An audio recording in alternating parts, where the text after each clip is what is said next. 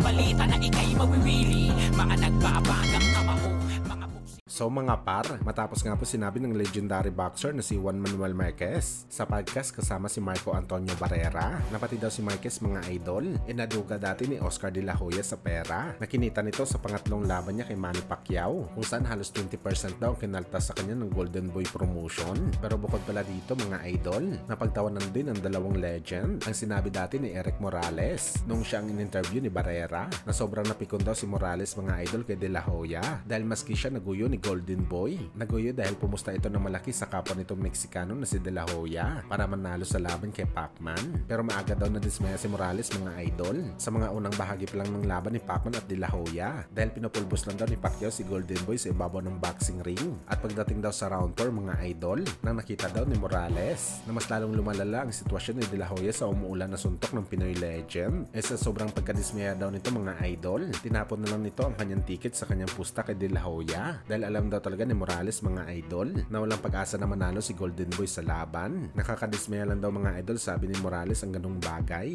dahil sa pag-aakala niya mananalo si De La Hoya sa laban sa rason na meron itong skills na dumurog sa mga halimaw at kalaki-laking tao daw mga idol ni Golden Boy. Hindi man lang daw nito kaya saktan si Pacman na kung titingnan daw natin mga idol, parang anak lang nito si Pacman sa ibabaw ng boxing ring.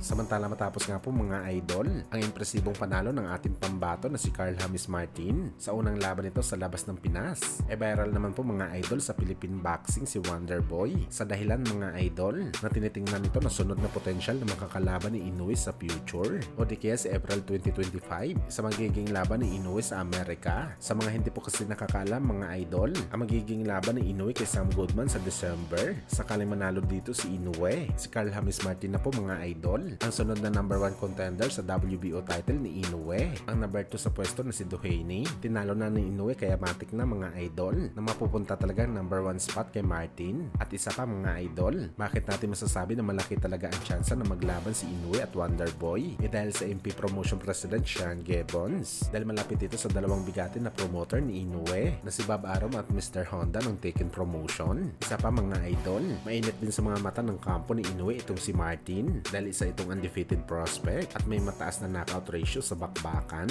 Kadalasan ito ang mga hinahanap ng mga promoter ng mga boxer para ipalaban sa kanilang pinakamamahal na alaga. Pero kung tatanungin tayo mga idol kung sino ang mananalo sa bakbakan ni Martin at Inoue, syempre sasabihin natin mga idol na si Wonder Boy ang mananalo dito. Dahil Pinoy po tayo mga idol, syempre full support tayo mga idol sa mga kababayan natin na boksingero. Pero hindi po natin maidideny mga idol na masyado maaga pa para kay Wonder Boy. Ang laban niya kay Inoue, minsan kasi hindi sapat ang pagiging undefeated at malakas ka sumuntok sa bakbakan ng basihan para manalo. 50% talaga mga idol. Experience talaga palagi ang lumalamang sa bakbakan. Magiging malaki ang tsansa ni Wonder Boy mga idol. Sakaling patuloy pa ito mag-improve at hintayin ang tamang panahon na hinog na siya para sa laban sa Japanese Monster. Samantala kung hindi lang lumagapak ang pwesto ni Casimero sa WBO rankings, malamang matapos ang laban ni Inoue kay Goodman, sa kanya na mapunta ang number 1 spot na posible na ngayon maibigay kay Wonder Boy.